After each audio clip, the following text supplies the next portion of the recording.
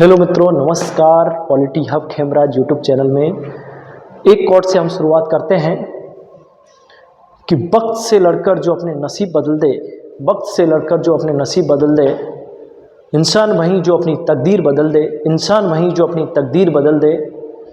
कल क्या होगा ये मत सोचो, कल क्या होगा ये मत सोचो, क्या पता वक्त ही अपनी तस्वीर बदल दे, क्या पता वक्त ही अपनी तस्वीर। आज की इस वीडियो के माध्यम से आज हम TBS NBS जो एग्ज़ाम है Tier 1 वो होने वाली है, उसके लिए कुछ क्वेश्चन आंसर्स लेके आए हैं जो हम GK पार्ट है उसके लिए लेके आए हैं। तो जुड़े रहें। आज हम MCQ बेस्ड प्रैक्टिस करेंगे जिसमें इकोनॉमिक्स और जो है हमारे हिस्ट्री से रिलेटेड टॉपिक्स हम लेके आए हैं।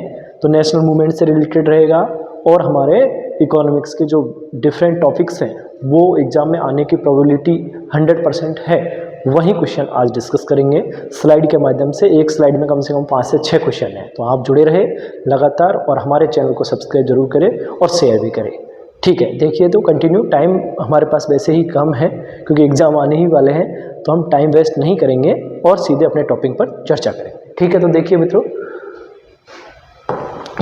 इसमें इंपॉर्टेंट क्वेश्चन है नेशनल मूवमेंट्स एंड इकोनॉमिक्स। देखिएगा, हिस्ट्री और इकोनॉमिक्स से हमने टॉपिक्स लिए हैं। तो हिस्ट्री के नेशनल मूवमेंट्स लिया है और इकोनॉमिक्स में इंडियन इकोनॉमी से रिलेटेड कुछ क्वेश्चंस रहेंगे। ठीक है, तो आप देखिएगा, कनेक्ट रहे, जुड़े रहे लगातार हमारे चैनल से। आपको TBS NBS रिगार्डिंग और अन्य एग्जाम से रिगार्डिंग जो GK से रिलेटेड टॉपिक्स हैं या आपके ICT से रिलेटेड हैं वो सभी आपके तैयार करवाए जाएंगे, जिसमें पॉलिटी, ज्योग्राफी, हिस्ट्री, सिविक जो भी है सब कुछ कराया जाएगा। ठीक है, देखिएगा इकोनॉमिक्स। ठीक है, ध्यान रखिएगा। तो इसमें देखिएगा कौन कौन से टॉपिक पर आज हम जो है MCQ वाइज प्रैक्टिस करने वाले हैं वो आप देख सकते हैं। टेबल ऑफ कंटेंट विषय सूची में देखिएगा हिस्ट्री, नेशनल मूवमेंट्स, इतिहास, भारतीय राष्ट्रीय आंदोलन, जिनमें कौन कौन से सविनय अवज्ञा आंदोलन, civil disobedience movement, quit India movements, quit India movements में भारत छोड़ो आंदोलन, नॉन कोऑपरेशन मूवमेंट, असहयोग आंदोलन, स्वदेशी एंड पार्टीशन ऑफ बंगाल, स्वदेशी व बंगाल विभाजन, की लीडर्स, प्रमुख नेता और ऑर्गेनाइजेशन, संगठन। ये टॉपिक्स हमारे इंपॉर्टेंट रहेंगे हिस्ट्री से। इसके अलावा इकोनॉमिक्स में कौन कौन से टॉपिक पर चर्चा करेंगे। इकोनॉमिक्स, इंडियन इकोनॉमी, अर्थशास्त्र, भारतीय अर्थव्यवस्था, नेशनल इनकम, राष्ट्रीय आय पर रिलेटेड रहेंगे, बैंकिंग एंड RBI से रिलेटेड रहेंगे, फेशियल पॉलिसी एंड बजट, राजकोषीय नीति व बजट से रिलेटेड रहेंगे, economic planning and NITI Aayog, जिससे आर्थिक नियोजन में नीति आयोग से रिलेटेड रहेंगे। ठीक है, योजना आयोग का नाम चेंज करके नीति आयोग किया गया है, ये भी ध्यान रखना। और इसका जो अध्यक्ष होता है वो प्राइम मिनिस्टर होता है। करंट इकोनॉमिक इशू, इस समय सामयिक जो है आर्थिक मुद्दों पर भी हम चर्चा करेंगे इस वीडियो के माध्यम से। तो आप जुड़े रहे लगातार हमारे चैनल से। देखिएगा, स्टार्टिंग करते हैं नेशनल मूवमेंट से। देखिएगा, टाइमलाइन जो है हमारे दी गई है 1858 से 1947। आपको पता है कि राष्ट्रीय आंदोलन जो है 1857 से ज़्यादातर स्टार्ट हो गए थे। तो ज़्यादातर जो है महात्मा गांधी जी के अफ्रीका से वापस आते टाइम यानी 1915 के आफ्टर बहुत सारे मूवमेंट्स उन्होंने किए थे जो आइडिया ऑफ सत्याग्रह के पार्ट थे। तो इसमें देखिए, भारतीय राष्ट्रीय आंदोलन, जन आंदोलन को फोकस करेंगे, प्रमुख समझौते अधिनियम जिन्होंने आधुनिक भारत को आकार दिया है उनकी चर्चा करेंगे, यानी मॉस मूवमेंट्स, की pacts and legislative act that shaped modern India.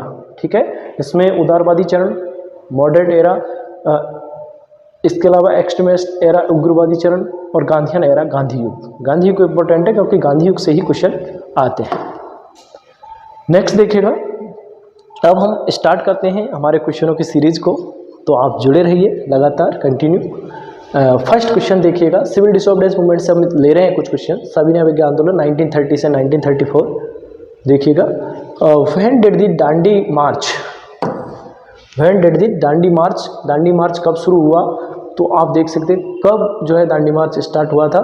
तो इसमें जो है 12 मार्च 1930, 26 जनवरी 1930 और 6 अप्रैल 1930, 8 अगस्त 1942। तो सबसे इम्पॉर्टेंट चीज़ है कि दांडी मार्च कब स्टार्ट हुआ।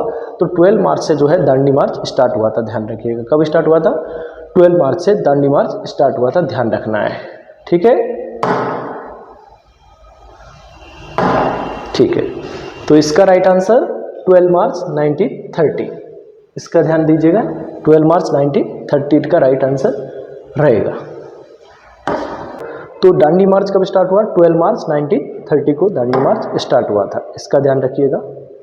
इसके अलावा ये हमारा कंप्लीट हुआ, तो इसका राइट आंसर क्या रहेगा? 12 मार्च 1930। दांडी मार्च के बारे में थोड़ी सी डिस्कस और कर लेते हैं हम। महात्मा गांधी जी के द्वारा सिविल डिसोबीडियंस मूवमेंट्स, सविनय अवज्ञा आंदोलन जो है 12 मार्च को स्टार्ट किया गया और 6 अप्रैल 1930 तक एंड हुआ था। ध्यान, साबरमती से स्टार्ट किया था, दांडी तक गए थे और उन्होंने जो मूवमेंट्स स्टार्ट किया था उसका मेन पर्पज था साल्ट लॉ जो बनाया गया था ब्रिटिशरों के द्वारा, उसको तोड़ना। इस चीज़ का आप ध्यान रखिएगा, ये महात्मा गांधी जी के द्वारा चलाया गया एक नेशनल मूवमेंट है। सेकंड क्वेश्चन देखिएगा, इसमें दिया भी है started from Sabarmati to Dandi to break the salt law. Sabarmati से स्टार्ट हुआ और दांडी तक गए थे, तो ये जो स्टार्ट हुआ वो 12 मार्च को स्टार्ट हुआ और एंड हुआ वो 6 अप्रैल को एंड हुआ था, ध्यान रखना। इसके अलावा बात करें नेक्स्ट, 1 मिनट,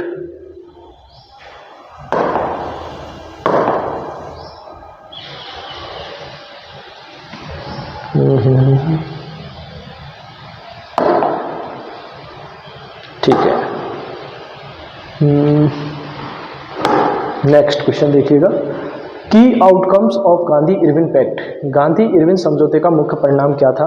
गांधी इरविन समझौते का मुख्य परिणाम देखिएगा, गांधी इरविन समझौते का मुख्य परिणाम क्या था? सस्पेंशन ऑफ सीडीएम, सविनय अवज्ञा स्थगन, यानी सिविल डिसोबीडियंस जो मूवमेंट है उसको सस्पेंशन किया गया। नेक्स्ट सेपरेट इलेक्टोरेट, पृथक निर्वाचन किया गया, या इंडिपेंडेंस स्वतंत्रता दी गई? नहीं, इसमें जो है INC Congress agreed to suspend movement and join second round table conference. तो इसमें क्या हुआ, इसमें जो है सविनय अवज्ञा आंदोलन को स्थगित कर दिया गया था। इस चीज़ का ध्यान रखिए। गांधी इरविन समझौते का मुख्य परिणाम ये हुआ कि सविनय अवज्ञा आंदोलन को जो है महात्मा गांधी जी के द्वारा वापस ले लिया गया था, विड्रॉ कर दिया गया था। Next third question, who presided over Karachi session 1931। Karachi अधिवेशन 1931 की अध्यक्षता किसने की? तो कराची अधिवेशन की अध्यक्षता किसने की थी? सरदार वल्लभ भाई पटेल ने की थी, जिनको आयरन मैन के नाम से हम जानते हैं। Adopted resolution on fundamental rights and economic policy. तो जो है ये resolution fundamental rights economic policy ये क्या की गई थी? एडॉप्टेड की गई थी, ध्यान रखिएगा। तो इसका राइट आंसर क्या रहेगा? कराची अधिवेशन के अध्यक्ष कौन थे? वल्लभ भाई पटेल, 1931। नेक्स्ट क्वेश्चन देखिएगा, notable feature of this movement. इस आंदोलन की उल्लेखनीय विशेषता क्या है? तो ये सिविल डिसोबीडियंस मूवमेंट की जो है उल्लेखनीय विशेषता, notable features of this movement, तो इसमें आंसर देखिएगा, व्यापक महिला भागीदारी, वाइड वुमेन पार्टिसिपेशन। सबसे ज़्यादा महिलाओं ने जो पार्टिसिपेट किया वो एकमात्र मूवमेंट था जिसका नाम था सिविल डिसोबीडियंस मूवमेंट। तो इसका right answer wide women's participation, ना कि सशस्त्र विद्रोह था, समर्थन का अभाव था, ये कुछ नहीं था। इसमें व्यापक महिला भागीदारी थी, जिसमें हम देखते हैं Sarojini Naidu lead to raid on Dharasana salt works. देखिएगा, जो धरना स्थल है उसके पास में महिलाओं ने पार्टिसिपेट किया, जिसमें सरोजिनी नायडू का नाम आता है, जिन्होंने साल्ट लॉ जो हुआ था यानी सिविल डिसोबीडियंस मूवमेंट हुआ था उसमें महात्मा गांधी जी का सहयोग किया था, तो सरोजिनी नायडू। नेक्स्ट देखिएगा, when was the movement finally withdraw. आंदोलन अंततः कब वापस लिया गया? तो आपको पता है कि जो सिविल डिसोबीडियंस मूवमेंट है उसको वापस कब लिया गया? जब हमारे गांधी इरविन समझौते हो गए थे। फर्स्ट जो गांधी इरविन समझौता हुआ आपको पता है 1931 में स्टार्ट हुए, तो 1932 तक जो है 3 समझौते जो है गांधी इरविन समझौते हुए थे, जिसमें 11 डिमांड थी, जिसमें से एक डिमांड इंपॉर्टेंट थी, कौन सी? साल्ट लॉ वाली, ठीक है, इसको खत्म किया जाए। जबकि गांधी जी ने अपने आइडिया ऑफ सत्याग्रह को यूज करते हुए ये काम किया था। तो ये आंदोलन कब वापस लिया गया? तो इसका राइट आंसर होगा officially withdraw in April 1934 by Gandhi ji के द्वारा 1934 में अप्रैल में उसको वापस लिया गया था। इसके अलावा की फैक्ट आपको याद रखना है कि नमक salt was chosen as the symbol because it affected everyone. नमक को प्रतीक के रूप में चुना गया क्योंकि ये सभी को प्रभावित करता था, क्योंकि आप जानते हैं कि सभी के घरों में जो है खाना बनता है तो साल्ट की आवश्यकता होती है और ये बेसिक नीड है। अगर इस पर ही आप टैक्स लगा दोगे तो जो गरीब व्यक्ति है वो कैसे अपना खाना पीना कर पाएगा? तो आप इसलिए इसको सिंबल रखा गया। गांधी जी ने बड़े माइंड से सोचा कि ब्रिटिशियनों का ऐसे तो विरोध नहीं किया जा सकता, तो ऐसे कोई एक टॉपिक को ले या ऐसे कोई एक ऐसी चीज़ ले जिसको सभी लोग उस चीज़ में सहयोग कर सके और ऐसे मूवमेंट रहे जिसमें सभी लोग क्या कर सके? पार्टिसिपेट कर सके। तो ये एक तरह का मूवमेंट था, ठीक है। नेक्स्ट चलते हैं। नेक्स्ट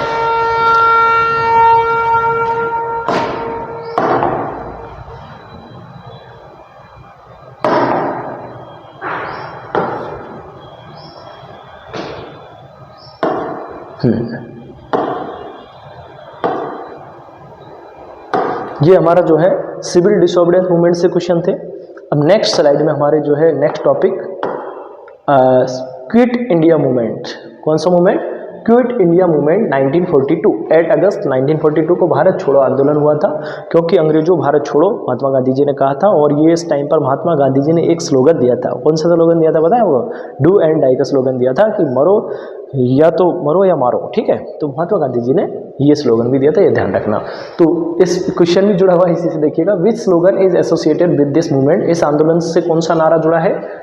दिल्ली चलो, जय हिंद, इंकलाब जिंदाबाद, डू और डाई। तो इसमें महात्मा गांधी जी के द्वारा given by the Gandhi ji at a Gwalior tank मैदान, ग्वालियर टैंक मैदान में इन्होंने ऑन द 8 अगस्त 1942, ठीक है, ध्यान रखें, 8 अगस्त 1942 को ये मूवमेंट जो है स्टार्ट किया था महात्मा गांधी जी ने। और इसमें एक स्लोगन दिया, डू एंड डाई, करो या मरो, ठीक है, ध्यान रखिएगा। नेक्स्ट क्वेश्चन देखिएगा second, who run the underground Congress radio? भूमिगत कांग्रेस रेडियो का संचालन किसने किया? भूमिगत कांग्रेस रेडियो का संचालन किसने किया था? तो अरुणा आसिफ अली, उषा मेहता, सुचेता कृपलानी, सरोजनी नायडू। तो इसका जो राइट आंसर है वो है Usha Mehta. Usha Mehta offered the secret radio service for month. तो इसमें उषा मेहता को ध्यान रखना है भूमिगत कांग्रेस रेडियो के बारे में।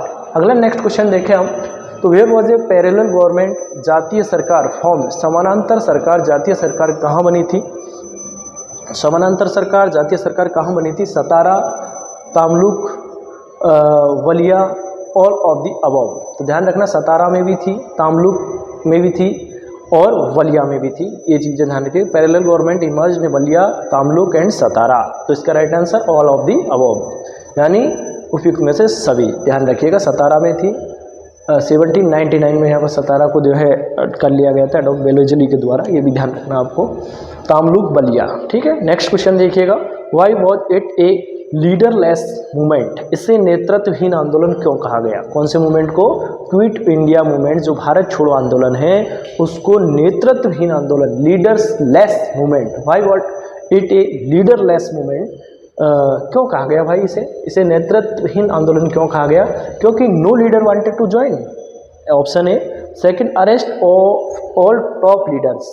और थर्ड ऑप्शन है, इट वाज जो है स्पेक्टेक्युलर, यानी कि स्वतः स्फूर्त था। तो ये स्वतः स्फूर्त का मतलब खुद ही पनपा था। तो इसका राइट आंसर है कि शीर्ष नेताओं की गिरफ्तारी कर ली गई, क्योंकि महात्मा गांधी जी जब मूवमेंट्स कर रहे थे तो शुरुआत में तो बहुत सारे मूवमेंट्स में क्या किया गया कि बहुत सारे लोगों को अरेस्ट नहीं किया गया था, कम लोगों को ही अरेस्ट किया गया। लेकिन ये एकमात्र ऐसा मूवमेंट था 1942 का कि उससे पहले ही बहुत सारे जो मेन इंपॉर्टेंट लीडर्स थे उनको अरेस्ट कर लिया गया था। महात्मा गांधी जी को खुद को अरेस्ट किया गया था, ध्यान रखिए।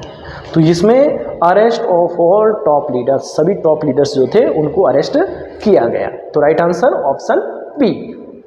इसके अलावा देखते हैं question number 5, who become the heroine of 1942 movement? 1942 आंदोलन की नायिका कौन बनी थी? तो अरुणा आसिफ अली, एनी बेसेंट, विकाजी कामा, कस्तूरबा गांधी। तो इसका राइट आंसर रहेगा अरुणा आसिफ अली, क्योंकि 1942 आंदोलन की नायिका अरुणा आसिफ अली बनी थी, इसका ध्यान रखिएगा। Hosted the tricolour of Gwalior tank ground known as the grand old lady. Grand old man के नाम से दादा भाई नौरोजी को जानते हैं, जिन्होंने ड्रेन सिस्टम दिया था, मीन्स जो यहाँ से धन निकासी का सिद्धांत जो है उन्होंने दिया था, यहाँ से अंग्रेज कैसे धन को ले जा रहे हैं उसके बारे में। इसके अलावा जो ग्रैंड ओल्ड लेडी है इसके नाम से किसको जाना जाता है? अरुणा आसिफ अली को 1942 आंदोलन की ये नायिका बनी थी। तो ये 5 क्वेश्चन आपको ध्यान रखने बहुत ही इंपॉर्टेंट है, ठीक है। की फैक्ट में the final mass movement for independence, स्वतंत्रता के लिए अंतिम जन आंदोलन था, ये ध्यान रखिएगा 1942 का मूवमेंट। इसके अलावा नेक्स्ट चलते हैं non cooperation movement. Non cooperation movement 1920 से 1922 तक हुआ। असहयोग आंदोलन 1920 से 1922। इसमें देखिएगा असहयोग आंदोलन कब शुरू किया गया? तो असहयोग आंदोलन कब शुरू किया गया? 1920 में शुरू किया गया था, क्योंकि आपको पता ही है कि 1916 में जो है चंपारण बिहार में महात्मा गांधी जी के द्वारा जो है, आपको पता ही है, चंपारण बिहार में चंपारण मूवमेंट चलाया, जो कि महात्मा गांधी जी का फर्स्ट आइडिया ऑफ सत्याग्रह था। इसके अलावा उन्होंने 1917 में ही एक और मूवमेंट चलाया खेड़ा में, गुजरात में। जो खेड़ा मूवमेंट्स था उसमें क्या किया गया, जो प्लांट जो टेक्सास है उसको कम करवाया गया, ध्यान रखना। चंपारण में तो इंडिगो प्लांटेशन के लिए चलाया गया था। और 1918 में उन्होंने अहमदाबाद मिल स्ट्राइक की थी, ध्यान रखना, वर्कर्स के टाइम से, के इशू से, यानी लोगों को, वर्कर्स को क्या 18 20 घंटे काम करवाया जाता था। महात्मा गांधी जी ने कहा कि जो वर्किंग टाइम है उसको कम किया जाए। इसके अलावा 1919 में क्या हुआ कि जो है 13 अप्रैल 1919 को जलियांवाला बाग इंसिडेंट हुआ। जलियांवाला बाग इंसिडेंट के टाइम पर आपको भी मालूम होगा कि उसी टाइम पर अंग्रेजों ने एक लॉ पास किया था जिसको कहा जाता है रॉलेट एक्ट के नाम से जानते हैं 1919 में। और रॉलेट एक्ट में क्या था, नो अपील, नो वकील, नो दलील, मतलब कोई भी आप कुछ नहीं कर सकते, आपकी कहीं भी रिक्वेस्ट नहीं सुनी जाएगी। ये एक काला कानून था। तो इसके सभी के विरोध में मुस्लिमों ने भी खिलाफत कमेटी बनाई। खिलाफत कमेटी क्यों बनाई थी खिलाफत कमेटी, तो इसलिए उसका रीजन था फर्स्ट वर्ल्ड वॉर में अंग्रेजों ने हमारे सहयोग तो ले लिया, लेकिन उन्होंने जो वादा किया था, मुस्लिमों से वादा किया था कि उनको तुर्की में उनके खलीफा को चेयर पे बिठा दिया जाएगा, लेकिन वहाँ वो भी काम नहीं किया गया। और इंडिया वालों से कहा कि आपको फ्रीडम दे देंगे, फ्रीडम की कोई बात ही नहीं थी बाद में, क्योंकि वो बदल गए थे जो फर्स्ट वर्ल्ड वॉर है एंड होने के बाद में। तो ये महात्मा गांधी जी के बहुत सारे मूवमेंट रहे। इसके बाद बात करें तो जलियांवाला बाग इंसिडेंट की जनरल डायर के द्वारा जो है अंधाधुंध गोलियां चला दी गई थी, तो जिसमें बहुत सारे जो है लोगों की डेथ हो गई थी अमृतसर पंजाब में। तो ये बहुत सारे जो है इश्यू बने उस टाइम पर, उसके विरोध में ही लास्ट में जाकर कौन सा मूवमेंट स्टार्ट हुआ, नॉन कोऑपरेशन मूवमेंट स्टार्ट हुआ। वो 1920 में स्टार्ट हुआ था, ध्यान रखना। 1919 में तो हमारा जलियांवाला बाग इंसिडेंट हुआ था 13 अप्रैल को, ठीक है, इस चीज़ का ध्यान रखना। और ये जो मूवमेंट है नॉन कोऑपरेशन, असहयोग, नॉन कोऑपरेशन मतलब कोऑपरेट नहीं करना, तो 1920 में स्टार्ट हुआ, 1921 तक चला था। तो ध्यान रखना, इसको लॉन्च कब किया गया, 1920 में लॉन्च किया गया, launch on August 1 1920, same day Tilak death. देखिएगा जिस दिन स्टार्ट हुआ, ये लॉन्च हुआ, उस दिन जो है बाल गंगाधर तिलक की डेथ हो जाती है। इस चीज़ को भी आपको पॉइंट को नोट करके रखना है। Second point, which incident lead to the withdrawal of the movement, किस घटना के कारण आंदोलन वापस लिया गया, तो जलियांवाला बाग इंसिडेंट 13 अप्रैल 1919 को हुआ। ये काकोरी कांड, चोरा चोरी कांड, चोरा चोरी 1922 में हुआ, ध्यान रखना। चोरा चोरी जो है गोरखपुर यूपी में है प्लेस। तो चोरा चोरी इंसिडेंट की वजह से, क्योंकि यहाँ पर पुलिस स्टेशन में 22 जो पुलिस कर्मी थे, ब्रिटिशियन ऑफिसर्स थे, ब्रिटिशियन पुलिसकर्मी थे, उनको आग के हवाले कर दिया गया, जला दिया गया था और उनकी डेथ हो गई थी। इसलिए महात्मा गांधी जी ने इसमें वॉयलेंस होने की वजह से इसको विड्रॉ कर लिया।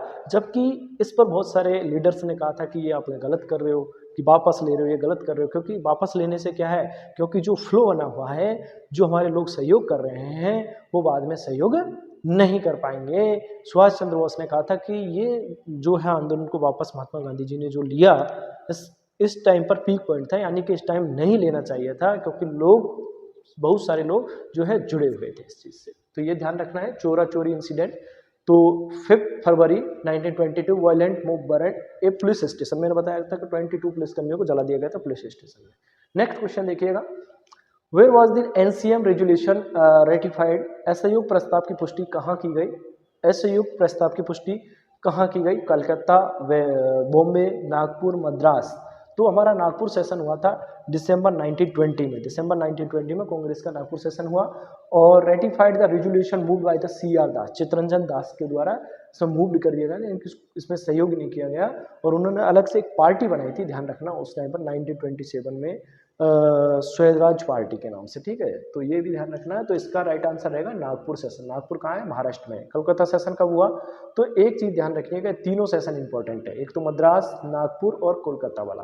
तो नागपुर सबसे पहले हुआ, नागपुर सेशन सबसे फर्स्ट में हुआ।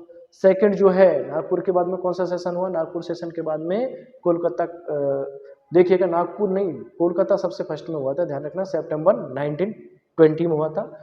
नागपुर दिसंबर 1920 में हुआ और मद्रास 1927 में हुआ था, इतना ध्यान रखना है। एक मिनट, जो नागपुर तो इसका राइट आंसर रहेगा, ठीक है, नागपुर, ठीक है। तो ये नागपुर इसका राइट आंसर है। बट आपको ध्यान ये रखना है नागपुर के अलावा कि ये जो सेशन है नागपुर सेशन, कलकत्ता सेशन को ध्यान रखना, सितंबर 1920, जबकि नागपुर सेशन कब हुआ, नागपुर सेशन हुआ था दिसंबर 1920। इसके अलावा मद्रास सेशन 1927 में हुआ था, ठीक है। तो ये आपको तीनों सेशन याद रखने हैं, ठीक है। अगला देखिएगा नेक्स्ट, ये हमारा हो गया, इसका राइट आंसर क्या है, नागपुर। ठीक है, ओके, इसका नागपुर है। इसका कौन सा आंसर है, इसका चोरा चोरी है, 1922 में हुआ था। ठीक है, ये कब हुआ था, दिसंबर 1920। ये कब हुआ था असहयोग आंदोलन, ये स्टार्ट हुआ था 1920 में। ठीक है, इसमें थोड़ा सा फॉन्ट साइज छोटी है, थोड़ा सा कोई दिक्कत नहीं है, मैं साथ में लिख भी रहा हूँ। अगला नेक्स्ट क्वेश्चन, गांधी जी ने कौन सी उपाधि त्याग दी थी। तो गांधी जी ने नाइटहुड की उपाधि त्यागी, केसरे हिंद की उपाधि, या राय बहादुर की। तो राय बहादुर तो उनको थी नहीं ऐसी उपाधि, नाइटहुड की उपाधि उनको मिली नहीं। नाइटहुड की उपाधि किसको मिली थी, नाइटहुड की उपाधि किसको मिली थी, ये मिली थी रविंद्रनाथ टैगोर को, ध्यान रखना। तो ये जो है केसरे हिंद की उपाधि उन्होंने त्याग दी थी, किसने, महात्मा गांधी जी ने। किसके विरोध में त्यागी थी, ध्यान रखना, ये जलियांवाला बाग जो इंसिडेंट हुआ उसके विरोध में इन्होंने त्यागी थी। ठीक है, ये ध्यान रखना है। तो इसका राइट आंसर ऑप्शन बी। इसके अलावा नेक्स्ट क्वेश्चन देखिएगा, aim of Khilafat movement alliance with NCM. तो इसमें देखिएगा, aim of Khilafat movement allied with NCM, असहयोग आंदोलन, नॉन कोऑपरेशन मूवमेंट, असहयोग से जुड़े खिलाफत आंदोलन का उद्देश्य। खिलाफत आंदोलन, खिलाफत कमेटी को किसने गठित किया, वो भी आपको ध्यान रखना है। अली ब्रदर्स थे, मोहम्मद अली और चौधरी रहमत अली, ध्यान रखना। तो मोहम्मद अली और शौकत अली, रहमत अली नहीं है, मोहम्मद अली और शौकत अली के द्वारा जो है, मोहम्मद अली शौकत अली के द्वारा खिलाफत कमेटी को गठित किया गया था, ध्यान रखना है। खिलाफत कमेटी को किसने गठित किया था, मोहम्मद अली और शौकत अली। किसने, मोहम्मद अली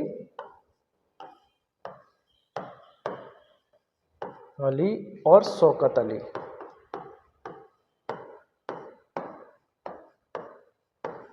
मोहम्मद अली और शौकत अली ने खिलाफत कमेटी को गठित किया था, ध्यान रखना है।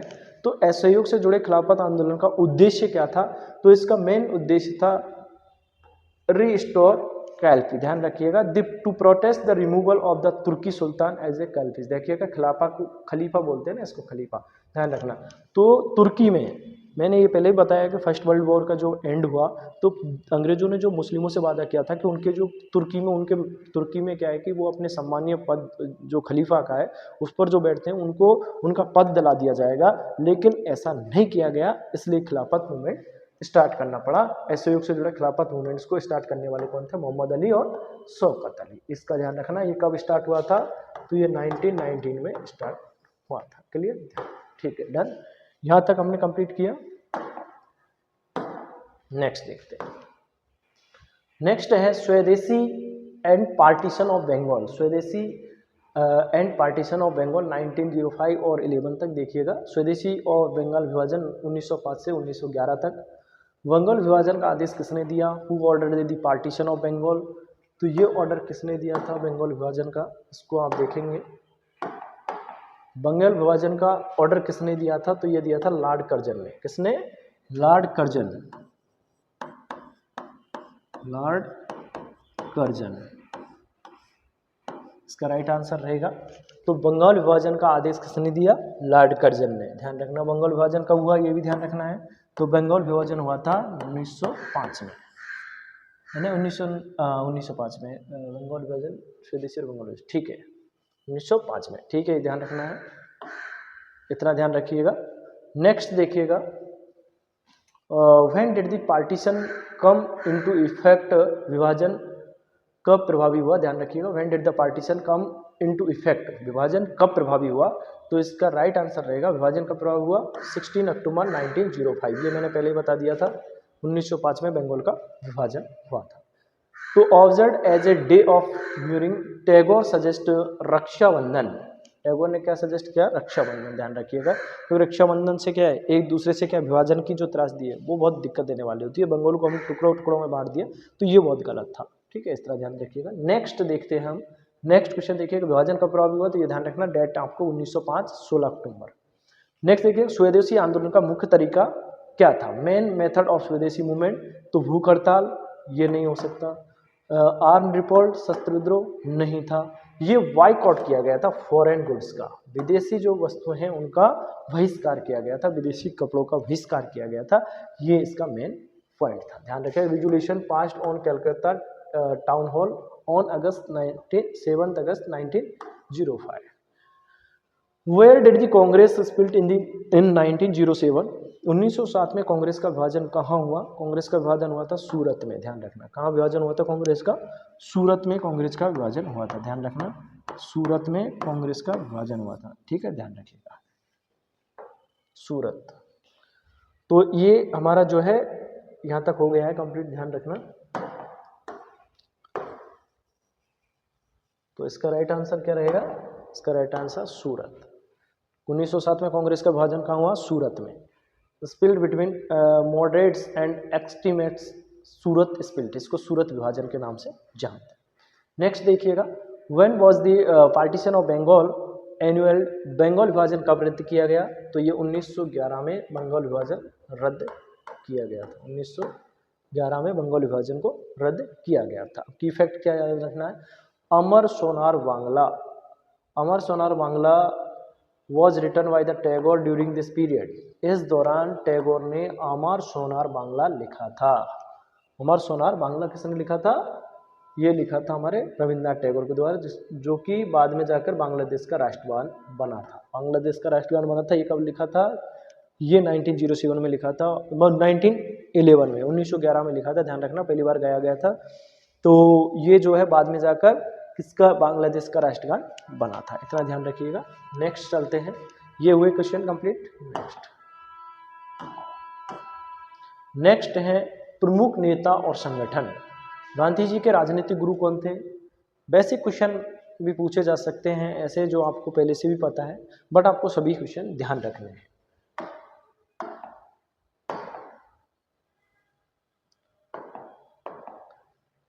गांधी जी के राजनीतिक गुरु कौन थे? Who was the Gandhi's political गुरु? तो ये आपको सभी को पता है, गोपाल कृष्ण गोखले।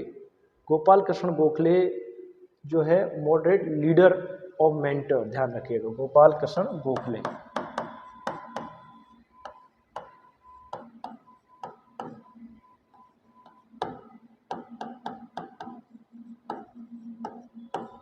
गोपाल कृष्ण गोखले जी क्या थे? महात्मा गांधी जी के राजनीतिक गुरु थे, ठीक है, political guru. Next, first satyagraha by Gandhi ji in India. Bharat में पहला गांधी जी का पहला सत्याग्रह कौन सा था? तो खेड़ा तो जो है दूसरा सत्याग्रह था, सेकंड तो ये था खेड़ा, फर्स्ट चंपारण, और ये थर्ड, और रोलेट एक्ट तो इससे रिलेटेड नहीं था।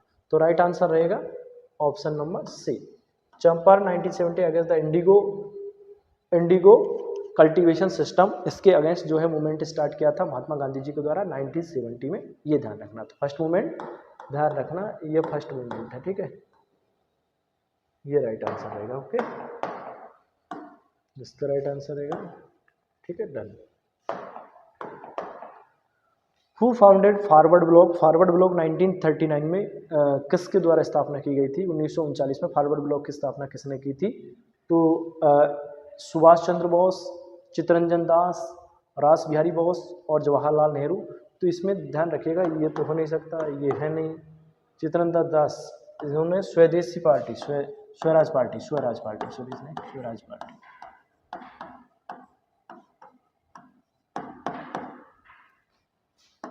स्वराज पार्टी को फॉर्म किया था, ठीक है।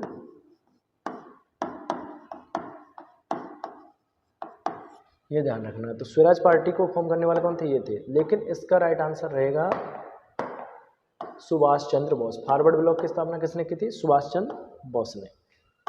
सुभाष चंद्र बोस, ठीक है, ये ध्यान रखिएगा, कौन थे? सुभाष चंद्र बोस। तो ये स्वराज पार्टी को फॉर्म करने वाले कौन थे? स्वराज पार्टी को फॉर्म करने वाले कौन थे? स्वराज पार्टी को फॉर्म करने वाले थे चित्तरंजन दास, सी आर दास। और इनके साथी एक और थे, कौन थे? इनके साथी थे कौन? सी.आर. दास के साथी कौन थे? एक साथी और थे इनके, कौन थे? मोतीलाल नेहरू, जो कि महात्मा गांधी जी के पिताजी थे। फोर्थ क्वेश्चन देखिएगा, सलाहकार समिति के अध्यक्ष कौन होते हैं? Chairman of advisory committee. Advisory committee के जो है सलाहकार समिति के जो अध्यक्ष बनाए गए, वो बनाए गए थे सरदार पटेल को। किसको? सरदार पटेल को बनाया गया था, सरदार पटेल। इसमें हिंदी में लिख देता हूँ थोड़ा सा,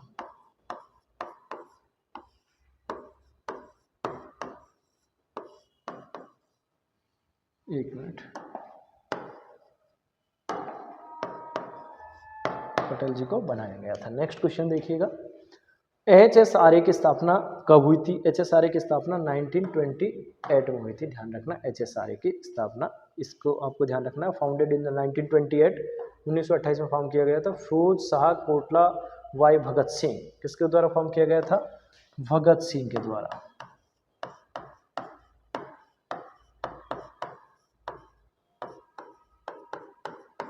के द्वारा फॉर्म किया गया था। ठीक है, इतना ध्यान रखिएगा। नेक्स्ट चलते हैं, अब हम बात करते हैं इंडियन इकोनॉमी की, भारतीय अर्थव्यवस्था की। इसमें national income, banking and financial policy, NITI Aayog, current issue, राष्ट्रीय आय, बैंकिंग, राजकोषीय नीति, नीति आयोग, समसामयिक मुद्दे।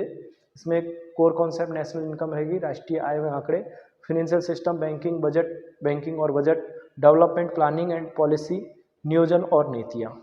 ठीक है, नेक्स्ट चलते हैं जल्दी से, टाइम नहीं लगाते हुए। राष्ट्रीय आय देख लेते हैं, इससे रिगार्डिंग जो क्वेश्चन है वो रिलेटेड क्वेश्चन देख लेते हैं। GDP and GNP, GDP and GNP के बीच मुख्य अंतर क्या है? जीडीपी ग्रॉस डोमेस्टिक प्रोडक्ट, ध्यान रखना, पूरे कंट्री की जो इनकम है। जीएनपी कंट्री के अंदर जो इनकम है, मतलब कंट्री से बाहर वाला व्यक्ति भी आएगा तो वो जीडीपी में आएगा, लेकिन जो कंट्री के अंदर ही है, यानी विदेशी व्यक्ति नहीं है, केवल इंडिया के व्यक्ति जो कमा रहे हैं, उस पैसे के बीच मुख्य अंतर क्या है? तो depreciation, option A. Second, net factor income for from abroad, यानी ऑप्शन ए डेप्रिसिएशन यानी मूल्यह्रास, नेट। सेकंड है विदेश से शुद्ध कारक आय। तो जीएनपी बराबर GDP plus net factor income from abroad, ये चीज ध्यान रखनी है। तो ऑप्शन बी इसका राइट आंसर रहेगा, ऑप्शन बी इसका राइट आंसर रहेगा। कौन सा ऑप्शन रहेगा? ऑप्शन बी, विदेशों से शुद्ध कारक आय। जीडीपी और जीएनपी में मुख्य अंतर एक ये कि कोई भी व्यक्ति इंडिया से बाहर अगर कोई अर्निंग कर रहा है, बाहर अगर कोई अर्निंग कर रहा है, अगर वो पैसा इंडिया में आता है, तो हम जीडीपी और जीएनपी का जो अंतर है उसका अंतर अगर निकालेंगे तो वो अंतर आएगा जो वहां से शुद्ध पैसा भेजा जा रहा है। ठीक है, इतना आप ध्यान रखिएगा। ये हमारा क्वेश्चन का right answer option B. Second question देखिएगा, who calculates national income in India? Bharat में राष्ट्रीय आय की गणना कौन करता है? तो भारत में राष्ट्रीय आय की गणना एनएसओ करता है। ठीक है, एनएसओ करता है। एनएसओ का नेशनल स्टैटिस्टिकल ऑफिस, राष्ट्रीय सांख्यिकी विभाग, राष्ट्रीय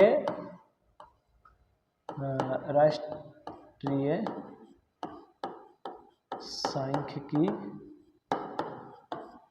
की विभाग इसकी क्या करता है?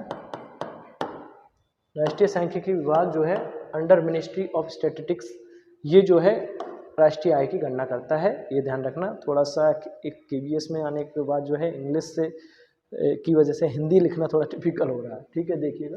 Next, real GDP is calculate at, वास्तविक जीडीपी की गणना किस पर की जाती है? तो करेंट प्राइस पर, कांस्टेंट वेज ईयर प्राइस पर, या मार्केट प्राइस पर।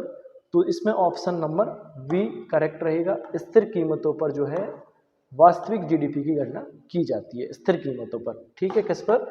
स्थिर कीमतों पर, स्थिर कीमतें। ठीक है, इधर। Next question, who estimate India's NI first? Bharat की राष्ट्रीय आय का पहली बार अनुमान किसने लगाया? तो इसमें दादा भाई नौरोजी का नाम आता, हमने पहले बताया। Grand old man of India, grand old man of India, ध्यान रखना। इन्होंने 1867-1868 में पॉवर्टी एंड अनवेस्टिस रूल जो है बुक लिखी थी, किसने? दादा भाई नौरोजी के द्वारा। ठीक है, इसका ध्यान रखना। इसमें बहुत सारे नाम दिए हैं, BKRV राव और PC महालनोबिस। ये महालनोबिस जो थे वो पंचायती राज यानी कि पंचवर्षीय जो योजनाएं हैं उनसे रिलेटेड है। नेहरू जी को आप जानते ही हैं, डिस्कवरी ऑफ इंडियन की बुक का भी नाम है, और ये first prime minister of India रहे हैं। फिफ्थ क्वेश्चन देखिए, which is not a method to estimate NI? राष्ट्रीय आय की गणना के लिए किस विधि का उपयोग नहीं होता है?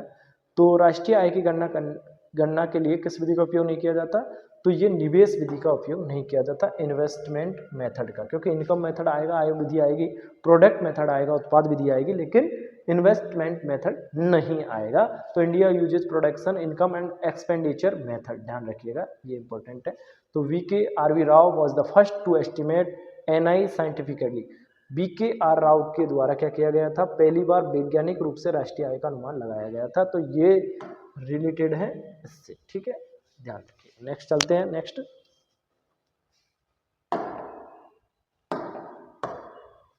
Banking and RBI, banking and RBI.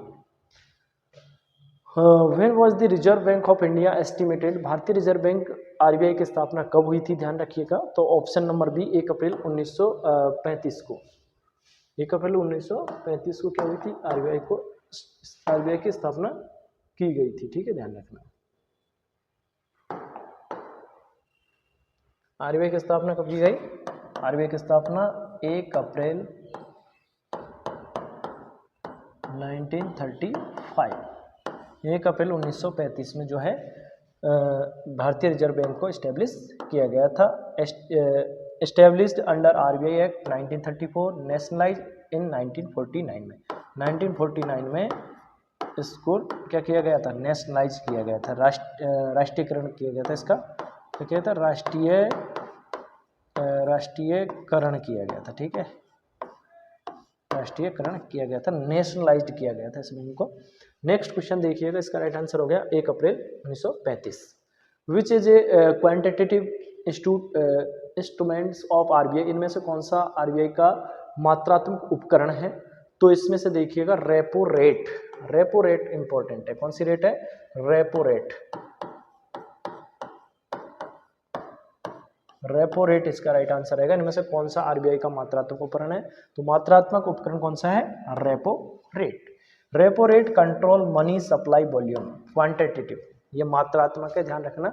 Repo rate control करती है इसको, ध्यान रखिएगा। Next question, how many members are in monetary policy committee, मौद्रिक नीति समिति एमपीसी में कितने सदस्य होते हैं। तो एमपीसी में 6 मेंबर्स होते हैं, ध्यान रखना। कितने मेंबर, 6 मेंबर होते हैं।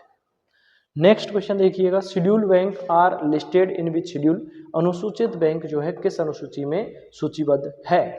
तो इसमें से राइट आंसर होगा सेकंड शेड्यूल में। कौन से शेड्यूल में, सेकंड शेड्यूल में, in this second schedule of RBI 1934।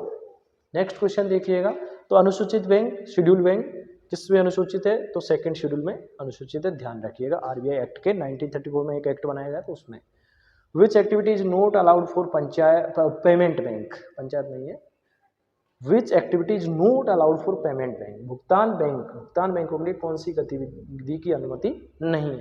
Accept deposit, debit card, lend money, loan, internet banking. तो इसका राइट आंसर रहेगा लैंड मनी या लोन, लैंड मनी या loan. They can not issue loan और credit card, ठीक है, they can not issue loan और credit card. तो भुगतान बैंकों के लिए कौन सी गतिविधि की अनुमति नहीं है, लैंड मनी और लोन की अनुमति नहीं है। इसमें दिया हुआ है RBI was the conceptualized based on doctor B R Ambedkar guideline, RBI की परिकल्पना डॉक्टर बी आर अम्बेडकर के निर्देशा निर्देश पर आधारित थी। ये बहुत ही इंपॉर्टेंट फैक्ट। नेक्स्ट चलिएगा,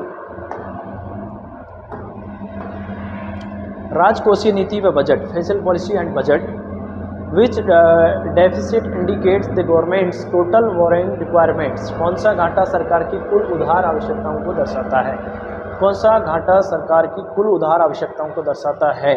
तो इसमें ऑप्शन बी राजकोषीय घाटा, कौन सा घाटा, राजकोषीय घाटा, कौन सा घाटा है, राजकोषीय घाटा। कौन सा घाटा सरकार की कुल उधार आवश्यकताओं को दर्शाता है, तो राजकोषीय घाटा, फेशियल डेफिसिट जो होता है वो इसको दर्शाता है, ध्यान रखिएगा। राजकोषीय घाटा इसमें दिखाई नहीं दे रहा, थोड़ा सा, राजकोषीय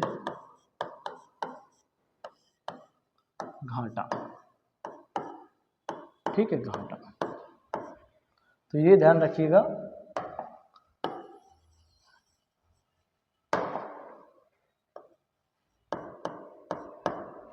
राजकोषीय घाटा जो है क्या करता है, कुल उधार की आवश्यकताओं को दर्शाता है। कुल उधार जो लिए गए हैं कहीं से, वो राजकोषीय घाटे में दिखाया जाता है। मतलब अगर हमने बाहर से कोई पैसा लिया है या हम सेंट्रल गवर्नमेंट से, स्टेट गवर्नमेंट लेती है, तो वो भी राजकोषीय घाटे में, यानी कि जो गवर्नमेंट हमारी विदेश से जो पैसा ले रही है वो राजकोषीय घाटों में दिखाया जाता है।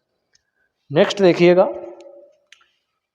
Primary objectives of the FRBM act 2003, ध्यान रखना 2003, FRBM अधिनियम 2003 का प्राथमिक उद्देश्य क्या है, तो फेशियल डिसिप्लिन, ध्यान रखिए, facial discipline.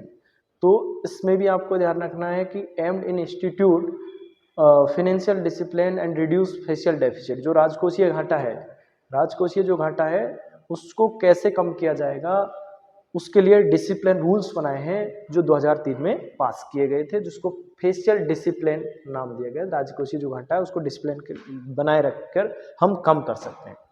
Which article deals with the GST council, GST की फुल फॉर्म आपको पता होनी चाहिए, तो गुड्स एंड सर्विस टैक्सेस, ठीक है, गुड्स एंड सर्विस टैक्सेस। तो जीएसटी की फुल फॉर्म ध्यान रखना है। इसको कब लागू किया गया था, 2017 में, 2017 में लागू किया गया था, ध्यान रखना है। और ये कौन से आर्टिकल में है, तो आर्टिकल हमारे कॉन्स्टिट्यूशन के आर्टिकल कौन से में, 279A, 279A। GST council is a constitutional body chaired by the finance minister, जो फाइनेंस मिनिस्टर होता है, जो फाइनेंशियल चीज़ों से रिलेटेड जो है कोई भी लॉ बनाने हैं या एक्ट पास करना है उससे रिलेटेड बातें करते हैं, तो उसमें ध्यान रखना आपको, ठीक है।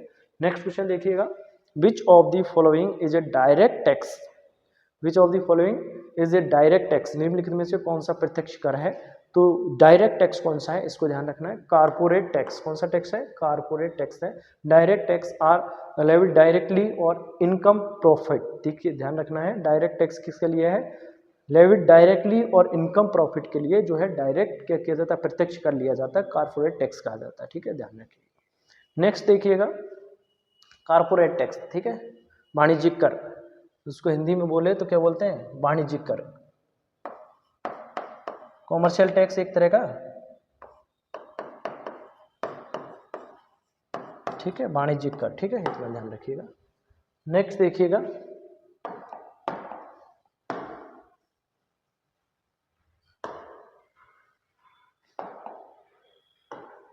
ठीक है, right answer. Finance commission is constituted under which article, वित्त आयोग किस अनुच्छेद के तहत गठित किया जाता है, वित्त आयोग किस जो है अनुच्छेद के तहत गठित किया जाता है, तो ये आर्टिकल 280 के अंडर जो है गठित किया जाता है, आर्टिकल 280, ठीक है, ध्यान रखना, आर्टिकल 280। तो वित्त आयोग किस अनुच्छेद के तहत गठित किया जाता है, वित्त आयोग,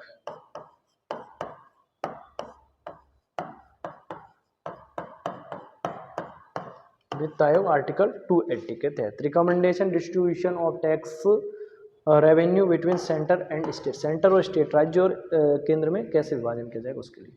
article 112 refer to the budget as a annual financial statement, अनुच्छेद 112, अनुच्छेद 112 में क्या है, वार्षिक वित्तीय विवरण दिया गया, बजट के बारे में वर्णन है आर्टिकल 112 में, ठीक है, 112। तो 3 आर्टिकल इंपॉर्टेंट है, आर्टिकल 279A जिसमें जीएसटी है, आर्टिकल 280 जिसमें क्या है, वित्त आयोग का गठन का वर्णन है, और आर्टिकल 112 जिसमें क्या दिया गया, वार्षिक वित्तीय विवरण का दिया गया है। नेक्स्ट देखिएगा, आर्थिक नियोजन नीति आयोग, नीति आयोग की स्थापना कब हुई थी, तो नीति आयोग की स्थापना कब की गई थी, ध्यान रखिएगा, ऑप्शन नंबर बी 1 जनवरी 2015, जनवरी 2015 में इसकी स्थापना की गई थी, किसकी, नीति आयोग की।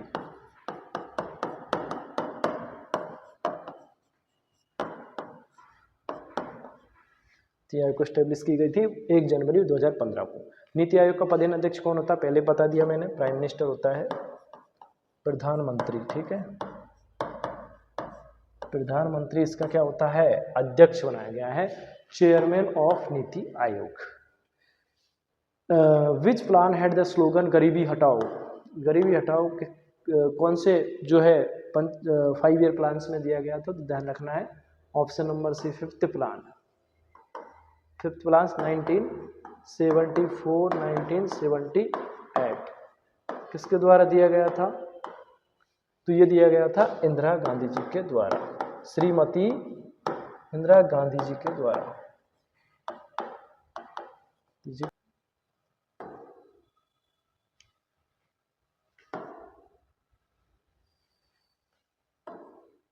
क्या चल रहे थे हम,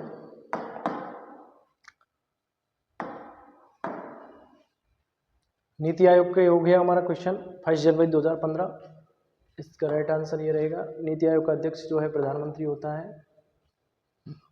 इसमें 50 ईयर प्लान 1974 1978 रोलिंग प्लान की अवधारणा किसके द्वारा शुरू की गई, रोलिंग प्लान की अवधारणा किसके द्वारा शुरू की गई, तो ये आपको ध्यान रखना है जनता पार्टी गवर्नमेंट के द्वारा, ठीक है।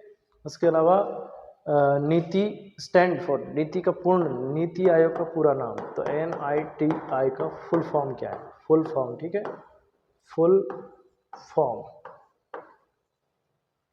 ठीक है। तो फुल फॉर्म क्या है इसका, national institution of transforming India, national institution for transforming India इसके फुल फॉर्म है, transforming India, national institution for transforming India, NITI Aayog, ठीक है, ध्यान रखना। तो national institution for transforming India, national institution for transforming India इसकी फुल फॉर्म रहेगी नीति आयोग की, ठीक है, नीति की NITI।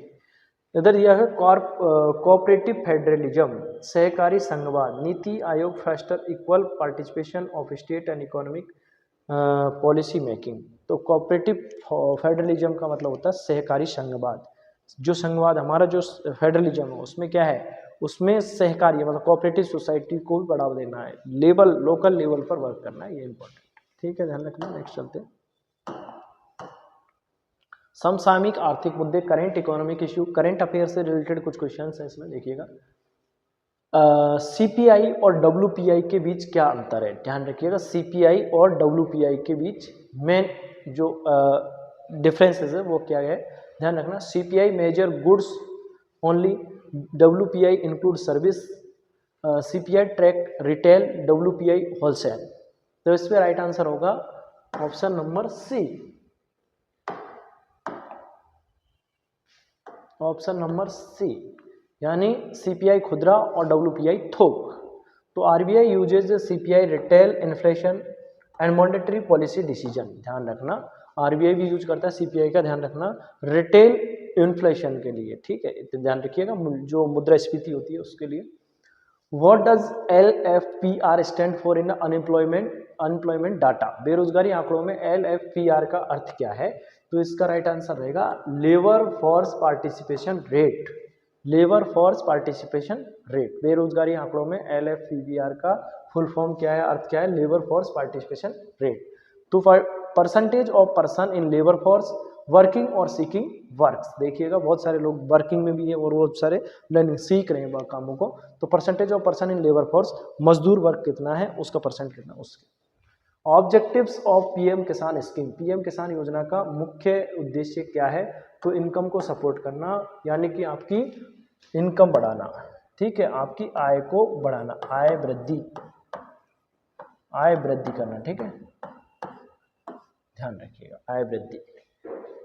नेक्स्ट देखिएगा, ट्विन डेफिसिट, दोहरा घाटा समस्या क्या है, what constitutes the twin deficit problem, तो इसमें ऑप्शन बी राइट रहेगा, fiscal deficit and current account deficit, fiscal deficit and current account deficit, simulates high fiscal deficit and the high current account deficit, ध्यान रखिएगा। Twin deficit, दोहरा घाटा समस्या क्या है, डबल नुकसान, डबल घाटा, उसको कहते हैं fiscal deficit and current account deficit, दोनों चीजें, ठीक है।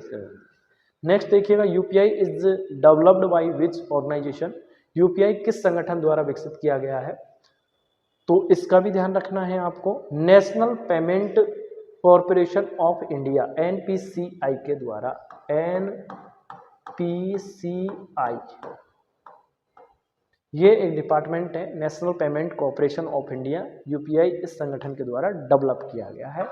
Digital economy contribute significantly to India's GDP goals, digital अर्थव्यवस्था भारत के GDP लक्ष्य में महत्वपूर्ण योगदान देती है, ठीक है। नेक्स्ट, तो आज हमने बहुत सारे क्वेश्चनों की चर्चा की, जिसमें हमने हिस्ट्री के नेशनल मूवमेंट से रिलेटेड टॉपिक्स लिए, जिसमें सभी मूवमेंट से रिलेटेड जो क्वेश्चन बनने वाले एग्जाम में वो हमने बात किए, और नेक्स्ट जो टॉपिक था इकोनॉमिक्स का उस पर चर्चा किए।